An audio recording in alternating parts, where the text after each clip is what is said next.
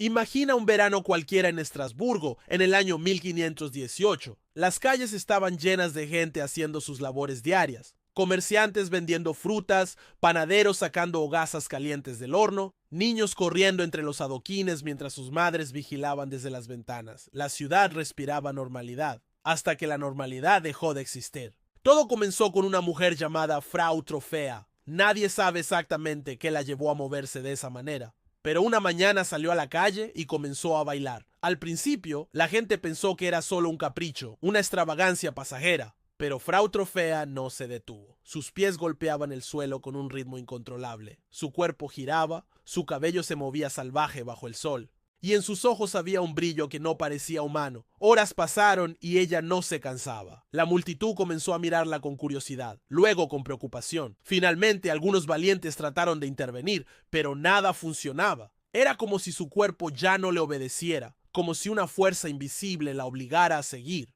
Al día siguiente, algo extraño comenzó a ocurrir. Más personas comenzaron a unirse a ella. Primero fue un hombre, luego una joven, después varios vecinos que simplemente no pudieron resistir el impulso de bailar. Cada uno de ellos parecía atrapado en una especie de trance. Sus músculos se tensaban sin descanso, sus rostros estaban sudorosos y pálidos. El miedo se mezclaba con la fascinación de los demás, que no entendían lo que estaba sucediendo. Y entonces la ciudad comenzó a cambiar. Las calles que antes olían a pan recién horneado y flores ahora resonaban con el golpe constante de los pies. Los cuerpos de los bailarines se movían de manera errática, sin pausa, sin descanso. La gente empezó a notar algo terrible. Algunos caían al suelo, exhaustos, apenas capaces de respirar. Algunos se desplomaban y no se levantaban.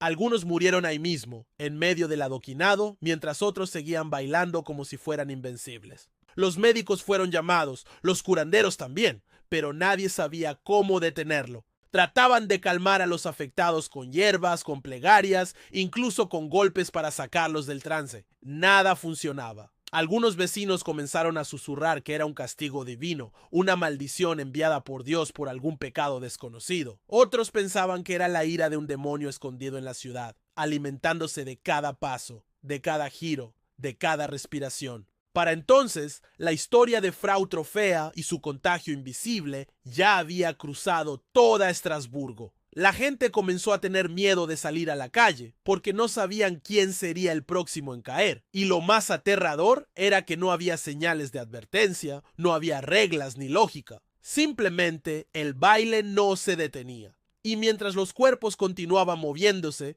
el horror silencioso comenzaba a apoderarse de la ciudad. Ese verano, Estrasburgo dejó de ser una ciudad tranquila. Las calles ya no eran seguras. Cada paso, cada giro, cada movimiento podía significar la muerte. Y nadie, absolutamente nadie, estaba preparado para lo que vendría después.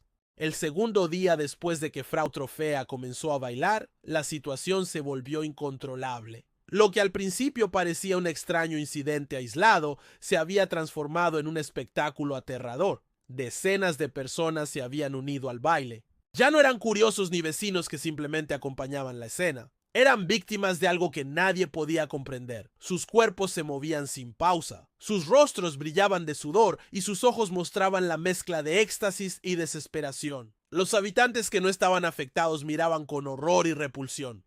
Cada calle se convirtió en un campo de batalla invisible, donde los cuerpos luchaban contra sí mismos, obligados a moverse sin descanso. Algunos caían de rodillas, otros tropezaban entre sí. Y sin embargo, la fuerza que los movía no los dejaba detenerse. El miedo comenzó a propagarse más rápido que el propio baile. La ciudad entera sentía que algo sobrenatural los había atrapado, que la normalidad se había quebrado y que nada volvería a ser igual. Las autoridades locales empezaron a intervenir. Se enviaron guardias para intentar detener a los bailarines y trasladarlos a casas especiales para que descansaran.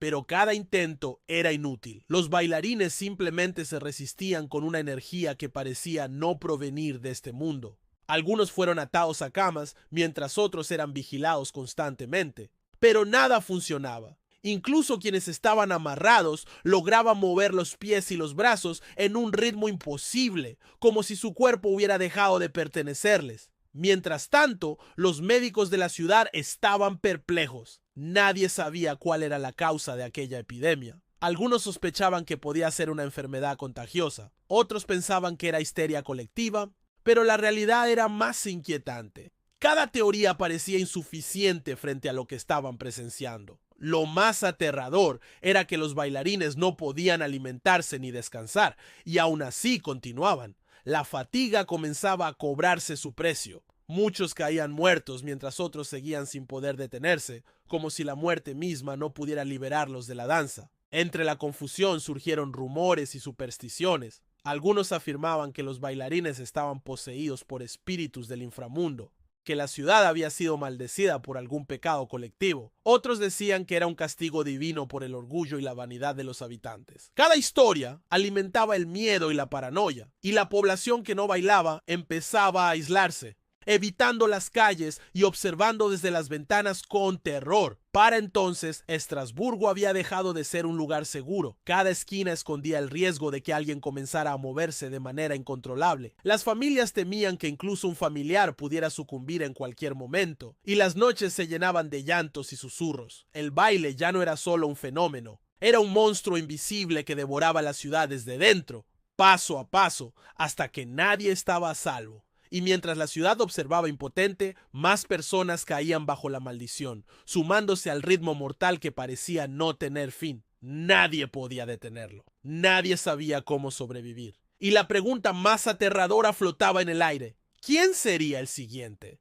El cuarto día llegó y Estrasburgo ya no se parecía a sí misma. Las calles estaban vacías, pero no en silencio. Cada paso, cada golpe de los pies de los bailarines resonaba como un latido macabro, recordándole a todos que la tragedia no tenía fin. Los sobrevivientes que se escondían tras puertas y ventanas apenas podían dormir. Y cuando lo hacían, los sueños los perseguían con la imagen de cuerpos que giraban y giraban sin descanso, sin control. Los que habían sido arrastrados por la danza estaban agotados hasta el límite de lo imaginable. Algunos mostraban contusiones y heridas abiertas, pero su cuerpo parecía ignorar el dolor. Otros colapsaban solo para levantarse de nuevo, como si la fuerza que los movía hubiera reemplazado su voluntad. Las calles eran un mosaico de sufrimiento, cuerpos retorcidos, sudor mezclado con sangre, ropa empapada, rostros pálidos y ojos vacíos, incapaces de apartar la mirada del ritmo mortal que los había atrapado. Los médicos, desesperados, comenzaron a admitir lo que todos temían: no existía cura ni explicación lógica. Los curanderos recitaban oraciones, los sacerdotes bendecían cada esquina, pero la maldición continuaba avanzando. Incluso los que inicialmente habían resistido comenzaron a sucumbir, sus cuerpos moviéndose contra su voluntad, mientras la ciudad entera se sentía impotente. Cada calle era una trampa, cada plaza un escenario del horror, y cada vez que un nuevo bailarín se unía, la sensación de fatalidad se hacía más pesada. La desesperación también generó división. Algunos vecinos querían abandonar la ciudad, cruzar ríos y bosques para huir del ritmo mortal, mientras otros creían que cualquier intento de escapar era inútil. El baile se había convertido en parte de la misma esencia de Estrasburgo.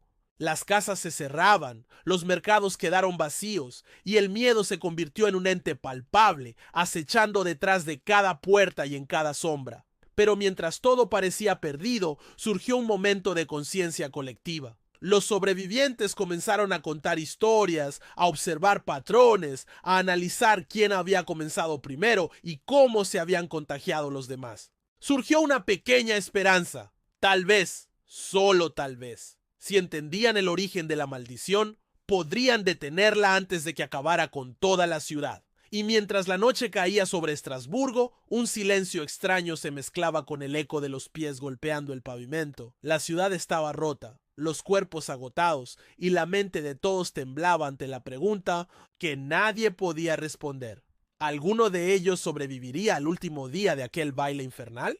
Y todos entendieron que esta no era una enfermedad común ni un castigo ordinario. Era un recordatorio de que la mente humana y la presión colectiva podían llevar a límites inimaginables. Finalmente, con el tiempo y la intervención de autoridades desesperadas, la ciudad logró aislar a los afectados y brindarles descanso. Algunos sobrevivieron, pero otros murieron exhaustos. sus cuerpos rendidos después de días de movimiento ininterrumpido. Lo que comenzó como un extraño incidente individual se convirtió en una lección escalofriante. Incluso la alegría, la música o un impulso natural pueden transformarse en algo peligroso cuando se descontrolan y se propagan sin freno. Estrasburgo quedó marcada para siempre. La historia de Frau Trofea y los bailarines que no podían detenerse se convirtió en un relato que se contaba de generación en generación, un recordatorio del poder del cuerpo y la mente, de la histeria colectiva